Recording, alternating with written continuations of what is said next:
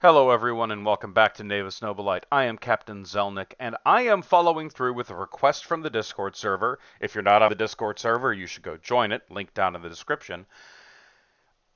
Somebody requested that I make a series of videos describing how one builds a fleet and the thought process through which I, at least, build my fleets to give them a better understanding of the best way to actually construct them. Now, I thought this was rather self-evident, but I can understand that if you are starting not necessarily with the Imperial Navy or Chaos, which is the standard for the rest of the game, which I had to learn a long time ago because originally I wanted to play the Tau, but I recognized that the balancing factor of the game was really Imperial versus Chaos. And in order to learn all of the other fleets, it was always better to start with Imperial or Chaos. So this is going to go over a lot of more philosophical concepts and abstract concepts than it is any sort of high detail work about the individual ships. So I really recommend you go and watch my videos about the individual vessels, go over the fleet overview to understand how the fleet mechanics work, and then you can really understand what I'm going to be talking about in this setup. So go back, do your homework, read the rules, read them again, read them a third time, and then curse my name for making you do more reading than you ever thought you would need to do in a tabletop miniature game.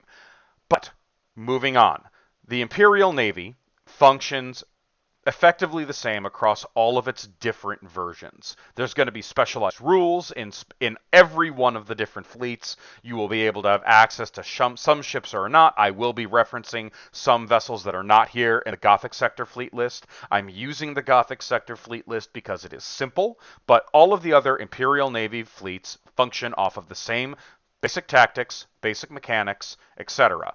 The Baka list, even if it is the most highly divergent, is still an Imperial Navy fleet, and you can use everything I say here in regards to the Baka sector list, even if it's really freaking weird.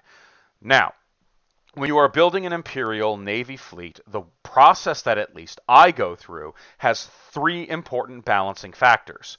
There is my commander, my flagship and its role, and what my cruisers and escorts are doing and what their role is, which can be better defined as where's my leadership coming from, where's my ordnance coming from, where's my firepower coming from. So the first part, where's my leadership coming from? Obviously, it's going to be my fleet commander. And how many points am I going to be investing into that fleet commander to be the most efficient and most effective to keep my fleet doing what I need it to do? Now, obviously, it's critically important that your flagship on a reasonable basis passes its leaderships because generally speaking, because he will have the most reliable leadership, he will probably be the first one you're going to be rolling for leadership on during special orders. The next aspect is a balancing between where my ordnance is coming from and where my firepower is coming from. Now, ordnance is a bit more of an abstract term because it doesn't just involve torpedoes or fighters or bombers or assault boats. It involves everything there. Now, in the Imperial Navy, there's an overabundance of torpedoes.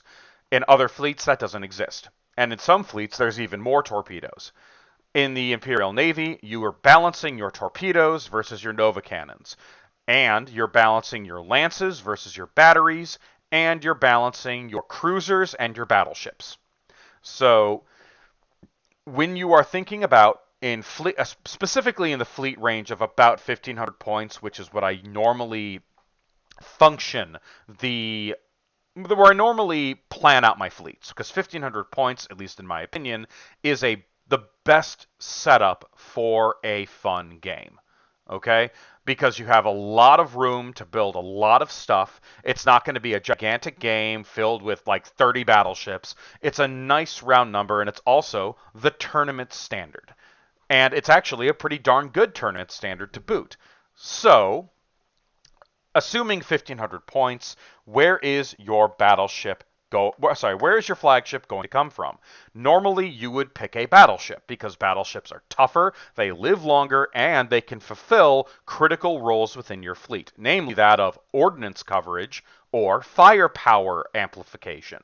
So, the Imperial Navy standard 4 battleships are the Emperor, the Oberon, the Retribution, and the Apocalypse. This forms a sort of gradient between an extreme on ordnance and an extreme on firepower. The ordnance carrying vessels would be the Emperor and the Oberon, which have access to launch capacity, fighters, bombers, and assault boats. Now the Retribution does have torpedoes, but it's far more of a gunship than it is a torpedo boat. So the Emperor and the Oberon being your source of ordnance, or at least a source of ordnance in the case of the Oberon, have a special rule called Sensor Suite, which allows you to gain a additional leadership automatically for effectively free to your commander so long as your prow is not crippled. Now, the prow is not damaged. The prow weapons critical damage. That does not happen very often. What it also means is you can save points on your commander as a result of that upgrade, because it turns a fleet admiral into an admiral for the most of the game, and you're saving 50 points despite the fact that the Emperor is rather expensive, though the Oberon is quite cheap by comparison. Now, when you have your flagship, and it is an Emperor or an Oberon, there is never a reason why you would take anything but a fleet admiral. The reason being, he has a reroll, he's automatically LD9, and you're going to be getting another +1 leadership from enemy contacts for most of the game, bumping you up to LD10. So that is a huge amount of savings for a bog standard commander. And he gets one free reroll. You can purchase for 25 points an additional reroll, bringing him up to 75. That is better at 75 points, so Leadership 8, 2 rerolls. That's better than a 1 reroll on a Leadership 9 Admiral. Easy. So you don't even have to do that if you're a little more confident and a little more bold. You don't even need to buy the reroll. It's super cheap. It saves you a ton of points, and you can throw that into more firepower elsewhere. Now, if you have decided to take an Emperor, you're going to need firepower because the Emperor is taking up a great deal of your ordnance economy. You now need things that can properly shoot, and while the Emperor has good firepower, it doesn't have great firepower. So you'll be wanting to fill out a lot of your firepower in this fleet with your more combat-oriented cruisers like the Lunar, the Gothic, the Tyrant, or the Dominator. You're not really going to need dictators. If you decide to take dictators, what you're going to find is you have a lot of attack craft, but you're not going to be doing the damage you really need to do to knock out your opponent. The Emperor is really there to prevent the enemy from playing around with their own ordnance. You want to block out what they can do. And you have to rely on the rest of your fleet to actually do the damage. You need lances and nova cannons and torpedoes from the rest of your fleet. Playing around with batteries only by taking a bunch of dictators is going to be really disappointing for you. You need to make up the firepower elsewhere. So you'll find yourself taking maybe like 3 Dauntless-like cruisers or 4 Dauntless-like cruisers and a pair of Overlords, and then grabbing an Emperor. Or you're going to be taking Lunars, Gothics, Tyrants, and Dominators to bring Nova Cannons to the table, or to bring Lances to the table, or bring Torpedoes to the table. But you have to bring the firepower if you are hyper-focusing your flagship on carrier capacity. Now, on the other side of things, if you're talking about the more gunship-oriented flagships like the Retribution or the Apocalypse, well, one, the Fleet Admiral LD8 is still a viable choice, but because you're very reliant on lock-on, you will find that this may not be enough to be reliable. And the LD9 option, Admiral, becomes more viable. Though, generally, I take the Fleet Admiral with 2 rerolls. So, the base standard and the 25 points for 75 points. I actually would take more rerolls on a gunship than I would on a carrier. And that may be controversial, but again, because of that sensor suite, you're just more reliable with spending less points. But especially on the Apocalypse, lock on matters. It matters a lot. So I invest a little bit more in my commander, and then if I'm taking those gunships, I need to make it up for in carriers. And there's a lot of choices in the Imperial Navy for good carriers, namely the Dictator and the Mars. Now, the Dictator and the Mars have different functions. Go watch my videos on them. The Dictator, if I'm taking an Apocalypse, is my number one choice. Because I already get a Nova Cannon out of the Apocalypse, I need good, aggressive, effective, and reasonably, quote unquote, cheap carriers to protect my fleet against incoming enemy ordnance. If I'm taking a Retribution, the Mars is a far better choice. I'll need two of them, but that's not really that hard to do. The Retribution is a reasonably cheap battleship.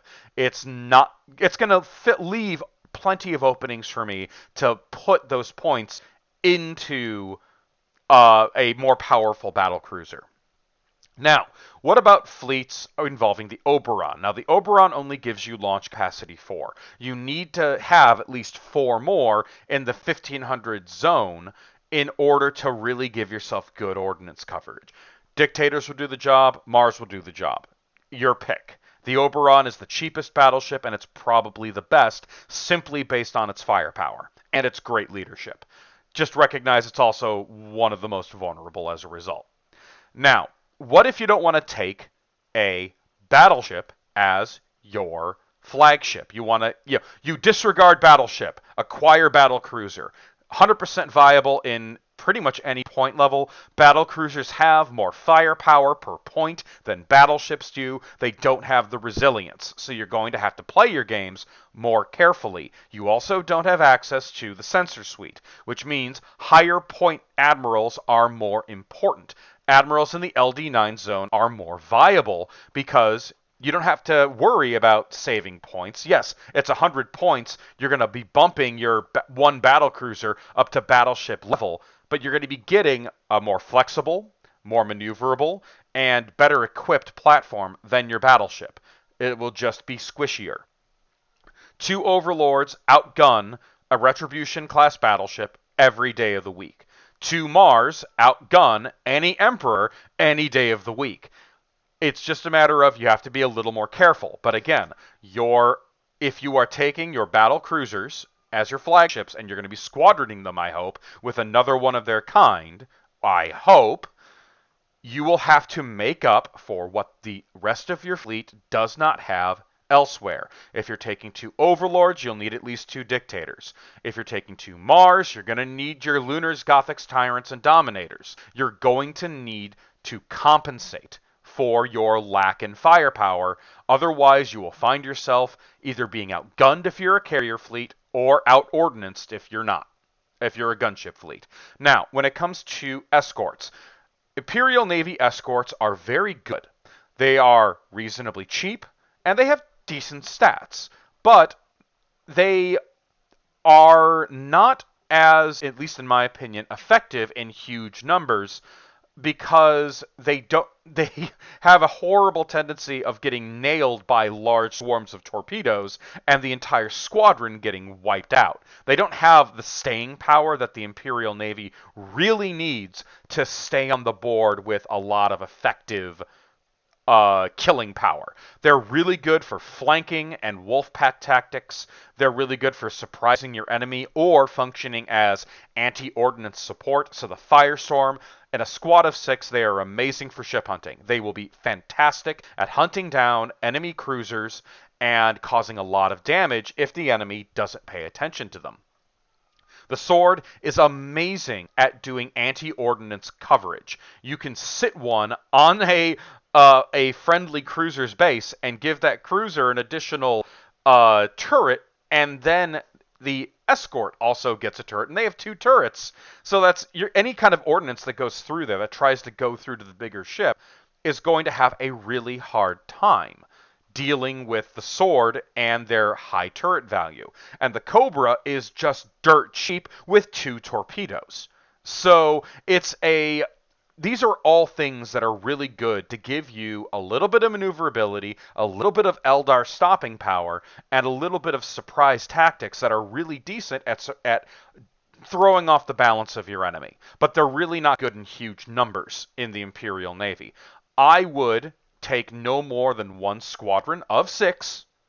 I don't believe in taking escort squadrons in anything less than 6, unless you're in a campaign, and using them as your flankers, but never really more than 1, because that's a lot of points that should be placed into something with a little more staying power and a little more ordnance power.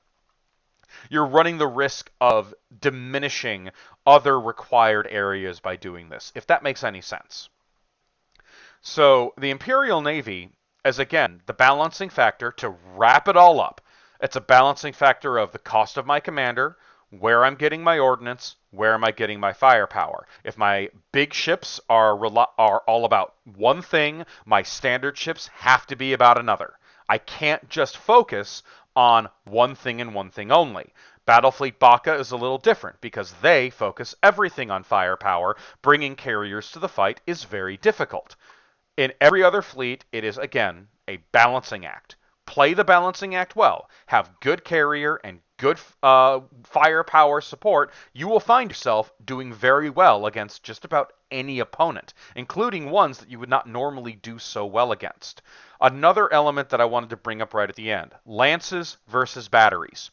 You want to have ships that are either flexible, which means vessels that have lances and batteries, like the good old Lunar, or you want to bring tyrants to focus on the battery economy and your Gothics to focus on the lance economy. You will want to bring a good balance, because if you think only one is needed, you're absolutely wrong. Anybody who says lances are the only game in town has never fought against an Eldar player. Or anybody who thinks batteries are the best way to go probably hasn't fought against the Necrons. And the argument of, well, I never fought against X isn't really a good one, because batteries can have a huge amount of potential for damage. They're not reliable. Lances are reliable, but they very rarely have good potential for damage.